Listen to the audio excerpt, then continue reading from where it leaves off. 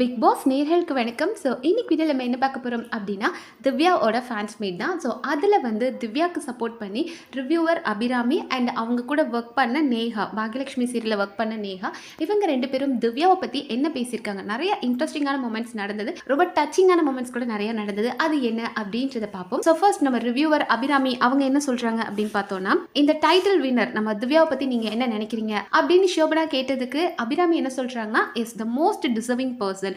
ஒரு டிசர்விங் பர்சனுக்கு இந்த சீசன் ஸ்டார்ட் ஆகும்போது என்னடா இது மொக்க சீசனாக இருக்கே, இந்த சீசன் எப்படிடா நம்மளால் எப்படி ரிவ்யூ பண்ணுறது, வேற தலையெழுத்து இவங்களையெல்லாம் ரிவ்யூ பண்ணணுமாடா அப்படின்ற மாதிரி தான் நினச்சேன். ஆனால் ஒரு டிசர்விங் பர்சன் கையில் அந்த டைட்டில் போகும்போது எனக்கு ரொம்ப சந்தோஷம் அப்படின்னாங்க. எஸ், இதே ஃபீலிங் தான் நமக்கும் நம்மளோட ரெகுலர் ஃபாலோவர்ஸ்க்கு தெரிஞ்சிருக்கும். ஃபர்ஸ்ட் 2 monthsலாம் எனக்குமே யாரையுமே பிடிக்கல, யாருக்குமே அந்த ட்ராஃபி கொடுக்காதீங்க, யாருமே டிசர்விங் கிடையாது, இந்த சீசனே பயங்கர மொக்க சீசன், யாருக்குமே இதை கொடுக்கக்கூடாது அப்படின்னு தான் நானுமே சொல்லிட்டு இருந்திருப்பேன். ஸோ கடைசி 1 மாதங்கள் தான் எனக்கு கொஞ்சம் கொஞ்சமாக திவ்யாவை பிடிக்க ஆரம்பிச்சது. திவ்யாவோட அந்த இண்டிவிஜுவாலிட்டி புரிஞ்சது, அவங்களுக்குள்ளே இருக்க அந்த போல்ட்னஸ், க்யூட்னஸ் எல்லாமே ரொம்ப அழகாக தெரிய ஆரம்பிச்சது. ஸோ ஒரு டிசர்விங் பர்சன் கையில் போனது எனக்கு ரொம்ப பெரிய சந்தோஷம். பாதிக்கு மேலே நமக்கு தெரிஞ்சிருச்சு கானா வினோத் தான் வின் பண்ணுவார் அப்படின்னு. ஏன்னா எப்போதுமே ஓட்டிங்கில் லீடிங்கில் இருந்த பர்சன். ஸோ வினோத் வந்து வின்னர், திவ்யா ரன்னர் அப்படின்ற ஒரு இதில் தான் பார்த்துட்டு இருந்தோம். பட் எனக்கு கொஞ்சம் பர்சனலி வருத்தம் தான், வினோத்தை விட திவ்யா என் கணக்கு டிசர்விங்காக தெரிஞ்சாங்க. அந்த பொண்ணுக்கு போய் ரன்னரா அப்படின்னு ஒரு மாதிரி ஃபீல் பண்ணிட்டு இருந்தேன். பட் காட் கிரேஸ் அவங்களுக்கு வந்து அவர் கேஷ் பாக்ஸ் எடுத்து போயிட்டாரு, திவ்யா வந்து வின்னர் ஆனாங்க. ஸோ ரொம்ப சந்தோஷம். அபிராமி சொன்ன மாதிரி ஒரு டிசர்விங்கான பர்சன் கையில் அது போகிறது அப்படின்றது ரொம்ப ஹாப்பியான விஷயம் தான். அண்ட் அடுத்ததாக ஷோபனா என்ன கொஷின் கேட்குறாங்க அப்படின்னா, பயமுள்ள இதை ஏன் செஞ்சிச்சு அப்படின்ற மாதிரி நீங்கள் திவ்யாவை எப்பயாவது நினச்சிருக்கீங்களா அப்படின் போது இவங்க கேட்ட ஒரு விஷயம்.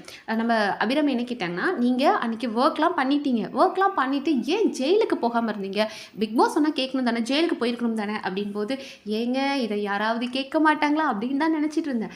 அன்றைக்கி நாங்கள் செஞ்சிட்டோம், ஆனால் அந்த ஒரு சுச்சுவேஷன் என்னை அப்படி பண்ண, அதுக்கப்புறம் ஜெயிலுக்கு போக முடியல அப்படின்னாங்க. உங்களோட ப்ராப்ளம் என்ன அப்படின்னா, அவங்களுக்கு பயங்கரமாக ஹெட்டேக் இருந்தது, அதுக்காக டேப்லெட் வாங்கியிருந்தாங்க. ஸோ ஒரு பால் குடிச்சிட்டோ இல்லை டீ குடிச்சிட்டோ மாத்திரை போடலாம் அப்படின்றதுக்காக பால் கேட்டாங்க. பட் எஃப்ஜே வந்து அதை தரமாட்டேன்னு சொல்லிட்டு அவர் போய் கனிக்கிட்ட கொடுத்துட்டாரு. ஆனால் இந்த சிச்சுவேஷனை அழகாக பிரஜின் அண்ட் சாண்ட்ரா யூஸ் பண்ண ஆரம்பிச்சிட்டாங்க. அவங்களுக்கும் ஜெயிலுக்கு போக வேண்டாம், அவங்களுக்கும் அட்டென்ஷன் கிடைக்கணும், ஆனால் அதுக்கு இதை நம்ம யூஸ் பண்ணிக்கலாம், திவ்யா பேரை சொல்லி நாம் இதை வந்து யூஸ் பண்ணிக்கலான்ற மாதிரி தான் இவங்க சாண்ட்ரா டிசைட் பண்ணி ரொம்ப வேர்ட்ஸ் விட்டுருப்பாங்க. அன்றைக்கி பார்த்தவங்களுக்கு தெரியும், இப்போ வந்து சாண்ட்ராக்கு அப்படியே விக்ரம் தான் உலகத்திலேயே நல்லவன் அப்படின்ற மாதிரி சர்டிஃபிகேட் கொடுப்பாங்க.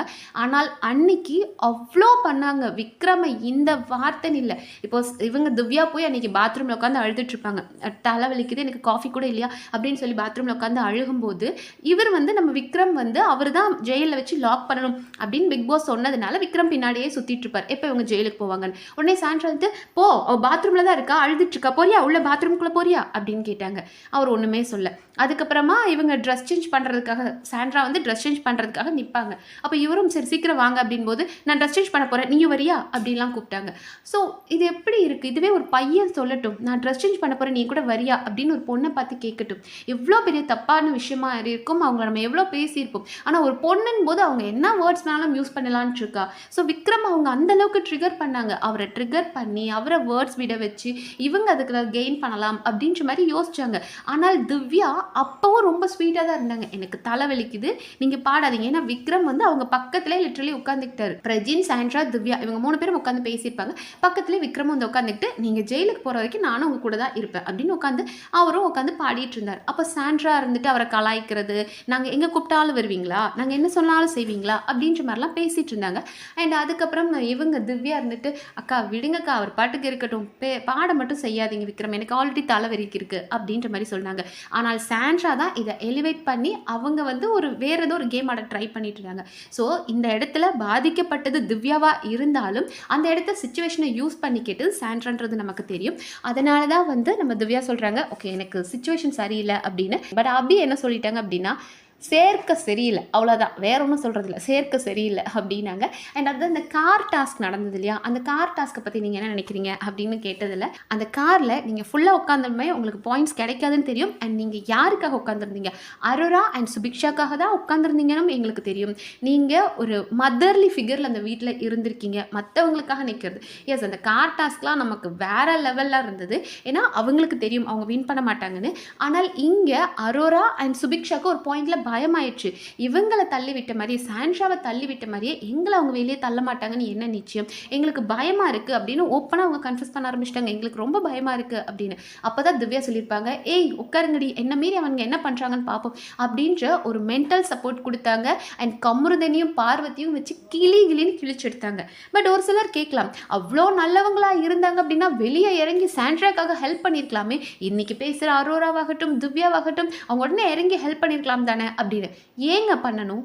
ஏன் பண்ணணும்? ஆக்சுவலி அவங்க என்ன எதிர்பார்க்குறாங்க? பார்வதி அண்ட் கமருதீனோட எக்ஸ்பெக்டேஷன் என்ன? அவங்கள என்ன வேணாலும் பண்ணுவேன். கேமுக்காக உன்னை அடிச்சு, தள்ளி போட்டு, மிதிச்சு, உன்னை பயமுறுத்தி நான் எனக்கான இடத்த நான் பிடிச்சி எனக்கு அந்த டிக்கெட் ஃபினாலே வேணும். அதுக்காக நான் என்ன கேவலமா பண்ணாலும் பரவாயில்ல. நான் அதுக்கு போகணும் அப்படின்னு ஆசைப்பட்டு அவங்க பண்ணுறாங்க. அவங்க ஆசைப்பட்டது நடக்கணுன்ற மாதிரியே அத்தனை பேரும் இறங்கியிருந்தாங்கன்னு வைங்களேன், டெஃபினட்டாக இவங்களுக்கு பாயிண்ட்ஸில் இவங்க லீடிங் வந்திருப்பாங்களே. அவங்கள வின் பண்ண விடக்கூடாதுன்னு நினைக்கிறாங்களே. அதுதான் புத்திசாலித்தனம். இப்போ சபரி ஆகட்டும், விக்ரம் ஆகட்டும், இவங்களாம் என்ன சொன்னாங்க? அரோரா நீ வெளியே இறங்கிறாத. ஏன்னா அடுத்ததா சபரிக்கு அடுத்ததா அரோரா லீடிங்ல இருக்காங்க. அப்போ சபரி அதனால தான் சொல்றாரு, நீ வெளியே இறங்காத. இதுதான் நாம அவளுக்கு கொடுக்குற செருப்படி. அவ வெளியே தள்ளி விட்டது இந்த கேமுக்காக தள்ளி விட்டுருக்கா. அப்ப நாமளும் இதே பண்ணணும் அவளுக்கு. நீ இறங்கிட்டுனா அவ வின் பண்ணிடுவா. அவ ஆசைப்பட்டது நடந்துரும். நீ இறங்காத அப்படின்னாங்க. அண்ட் அடுத்த ஒவ்வொரு ஃபோட்டோ ஷோ பண்ணாங்க. ஸோ சாண்ட்ராவை பார்த்ததுமே நம்ம திவ்யா என்ன சொல்லிட்டாங்க அப்படின்னா, நான் ராங் பீப்புளை சூஸ் பண்ணிட்டு இருக்கேன் அப்படின்ற மாதிரி சொன்னாங்க. பட் பரவாயில்ல திவ்யா, நீங்க ராங் பீப்புளை சூஸ் பண்ணாலும் அந்த பீப்புள் கிட்ட கூட நீங்க எப்படி இருக்கிறீங்கன்றதும் அவங்க உங்களை இன்ஃப்ளூயன்ஸ் பண்ணும்போதும் உங்கள் தாட்ஸ் எப்படி இருக்குன்றது எங்களுக்கு தெரியும். இப்போ அன்னைக்கு வந்து உங்களுக்கு தலைவலிக்குது, பிரஜின் சொல்கிறாரு, எஃப்ஜே வந்து இந்த பாவத்தை எங்கே கொண்டு போய் வைப்பான், பால் கூட தடமாற்றானா இந்த பாவம் அவன் எங்கே கொண்டு போய் வைக்க போகிறான் அப்படின் போது கூட திவ்யா அந்த இடத்துல என்ன சொல்கிறாங்க, இல்லைண்ணா விடுங்க பேசாதீங்க அப்படின்றாங்க. விக்ரமை வந்து சாண்ட்ரா இப்படி தான் இல்லைன்னு என்ன வேர்ட் சொல்லி அவ்வளோ அப்யூசிவாக பேசும்போதும் வேண்டாம் சாண்ட்ரா விடுங்க, அவர் ஏதோ பண்ணிட்டு போட்டு விடுங்க சாண்ட்ரா அப்படின்னாங்க. பார்வதி வந்து ஒரு தடவை அரோராவை பற்றி வினோத் கிட்ட தப்பா சொல்லிட்டு இருக்கும்போது கூட திவ்யாக்கும் தெரியும் பார்வதி ஒரு பச்சாரி, அவகிட்ட வாய் கொடுத்தா நம்மளை என்ன வேணாலும் பேசுவான். ஆனாலும் எனக்கு தெரிஞ்சாலும் பரவாயில்ல, அந்த டைம் வந்து சாண்ட்ரா, பார்வதி, திவ்யா இவங்க எல்லாமே ஓரளவுக்கு க்ளோஸா இருந்த பர்சன் தான். இருந்தாலும் பார்வதி தப்பு பண்ணும்போதும் உடனே அரோராவை கூப்பிட்டு, அரோரா இங்க பாரு, பார்வதி உன்னை பத்தி தப்பா சொல்லிட்டு இருக்கா வினோத் கிட்ட அப்படின்னு பேசினாங்க. ஸோ இந்த மாதிரி நீங்க தப்பான பீப்புள் கூட இருக்கும்போதும் உங்களோட இண்டிவிஜுவாலிட்டியை காட்டினீங்க இல்லையா, திவ்யா தப்புனா தப்புன்னு கேட்பாங்கன்னு காமிச்சாங்க இல்லையா, அதுதான் உங்களோட ஓகே திவ்யா மேலே எங்களுக்கு ஒரு பெர்ஸ்பெக்டிவ் மாற்றுச்சு. ஸோ திவ்யா கத்துறாங்க, சத்தமாக பேசுகிறாங்கன்றதை தாண்டி தப்புனா தப்புன்னு கேட்பாங்கன்றது. ஸோ ராங் பீப்புள் கூட இருந்தாலும் நீங்கள் ரைட் டிசிஷன் எடுத்ததுனால தான் வின் ஆயிருக்கீங்க. அண்ட் அடுத்ததாக வந்து நேஹா வந்திருந்தாங்க. ஸோ நேஹா கண்ணில் அப்படி ஒரு சந்தோஷம், அவ்வளோ ஒரு லவ் கேர் அது எல்லாத்தையுமே திவ்யா மேலே காமிச்சாங்க. அவ்வளோ ஒரு சின்ன பொண்ணு திவ்யா மேலே அவ்வளோ அன்பு காட்டுறாங்க அப்படின்னா திவ்யா எவ்வளோ ரெசிப்ரோக்கலான ஒரு லவ் கொடுத்துருக்காங்கன்றது ரொம்ப தெளிவாகவே புரியுது. ஏன்னா நேஹாவை பொறுத்த வரைக்கும் எனக்கு ரொம்ப சந்தோஷமாக இருக்குது, ரொம்ப ப்ரௌடாக இருக்குது அக்கா வின் பண்ணது. ஸோ அவங்களுக்கு இன்னும் லைஃப்பில் நிறைய பெட்டராக நிறைய ரெகக்னேஷன் கிடைக்கணும் அப்படின்ற மாதிரி சொன்னாங்க. ஏன்னா அவங்க நிறைய ஸ்ட்ரகிள்ஸ் பார்த்துருக்காங்க. 10 வருஷம் இண்டஸ்ட்ரியில் இருந்தும் அவங்களுக்கான அந்த அவார்டு அது அவங்களுக்கு நேஹாக்கும் சொல்கிறாங்க, எங்களுக்குலாம் அந்த மாதிரி அவார்டு கிடைச்சதே இல்லை. பட் ஏதோ ஒரு சீரியலில் ஒரு கேரக்டருக்கு கிடைக்கிறதுக்கு பதிலாக திவ்யாக்கான ஒரு அவார்டு அவங்களுக்கான ஒரு டைட்டில் போது சூப்பர் அப்படின்ற மாதிரி சந்தோஷப்பட்டாங்க. அண்ட் இந்த இடத்துல நான் திவ்யா கூட இருந்தால் நல்லா இருந்திருக்கும் அப்படின்னு நீங்கள் என்ன நினைக்கிறீங்கன்னு ஆங்கர் கேட்டதுக்கு நேஹா என்ன சொல்கிறாங்கன்னா, பல இடங்களில் அக்காவை அழ வச்சுருக்காங்க. எங்கள் அக்கா எவ்வளோ ஸ்ட்ராங், திவ்யாக்கா எவ்வளோ ஸ்ட்ராங்குன்னு எனக்கு தெரியும். பட் அப்படிப்பட்டவங்கள அழ வைக்கும்போது என்னடா எங்கால அழ வச்சிட்டிங்களே அப்படின்ற மாதிரி இருந்தது. பல இடங்களில் தனியாக இருந்தாங்க அப்படின்னு. பட் என்னை பொறுத்த வரைக்கும் அந்த தனிமை தான் திவ்யாவுக்கு ஒரு புரிதல் கொடுத்துருக்கும் அப்படின்னு நினைக்கிறேன்.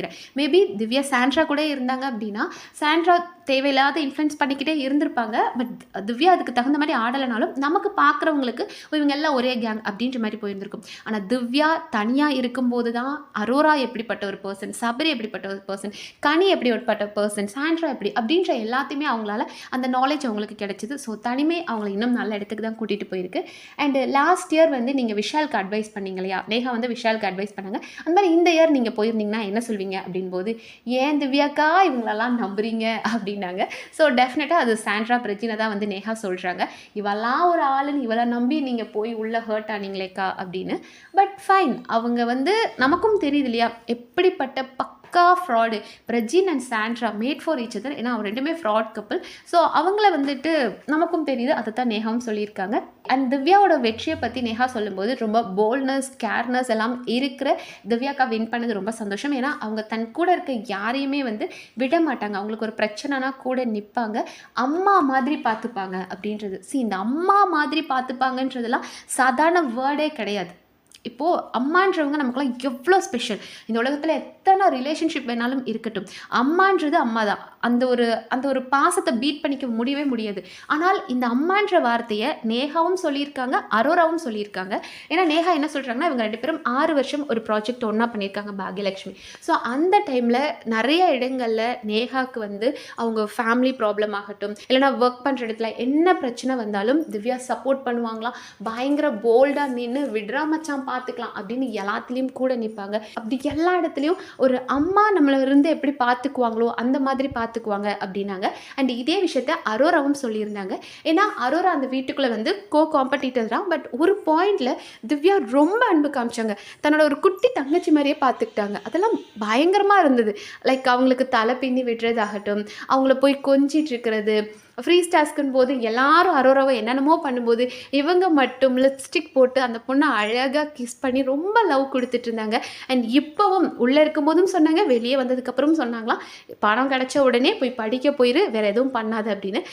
ஏன்னா அரோரா வந்துட்டு ஒரு ஃபேமிலி ரிலேஷன்ஷிப்பில் இல்லை, அவங்களுக்குன்னு ஒரு ஃபேமிலி இல்லை, பேக் போன் வேறு யாரும் கிடையாது, உனக்கு நீ தான் அப்படின் போது இந்த அழகு கூட இருக்கும் கொஞ்ச நாள் தான், அதுக்கப்புறம் உனக்குன்னு ஒரு இது வேணும். ஸோ இன்னும் நீ படித்து ஒரு நல்ல ஒர்க் போகணும், ஸோ படிப்பு முக்கியம், படிப்பை விட்டுறாத அப்படின்ற மாதிரி ஒவ்வொரு நேரம் பார்க்கும்போதும் அட்வைஸ் பண்ணாங்களாம். ஸோ எனக்கு அம்மா மாதிரி அப்படின்னு சொல்லி அரோராவும் சொல்லியிருந்தாங்க. ஸோ அரோரா அண்ட் நேஹா 2 பேரும் சொல்கிறத கேட்கும்போது அம்மான்ற வார்த்தை எவ்வளோ புனிதமான வார்த்தை, இந்த உலகத்தில் அந்த வார்த்தைக்கு எப்படிப்பட்ட ஒரு மகிமை இருக்குன்னு எல்லாருக்கும் தெரியும். அண்ட் அந்த இடத்துல நம்ம திவ்யாவை பார்க்குறாங்க எல்லாரும் அப்படின்னா அந்த அளவுக்கு திவ்யா எவ்வளோ அன்பை கொடுத்துருப்பாங்கன்னு யோசிங்க.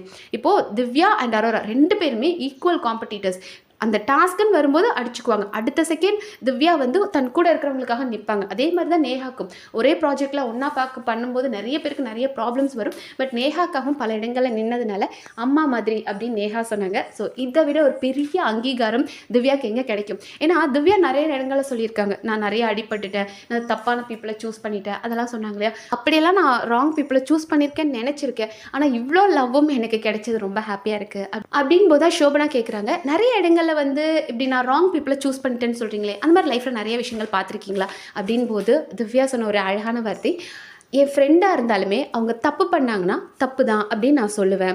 அதனால் ஒரு சிலருக்கு என்னை பிடிக்காமல் போயிடலாம், ஏன்னா வேறு யாருங்க சொல்லுவாங்க? இப்போ நம்ம கூடவே ஒருத்தங்க இருக்கிறாங்க, அவங்க தப்பு பண்ணுறாங்கன்னு போது நம்ம தானுங்க சொல்லி ஆகணும். நீ தப்பு பண்ணுற, இதை நீ மாற்றிக்கோ அப்படின்னு நான் சொல்லணும், அது என்னோட கடமையாக நான் பார்க்குறேன். அது ஒரு சிலருக்கு பிடிக்காமல் என்னை விட்டு போயிருப்பாங்க அப்படின்னாங்க.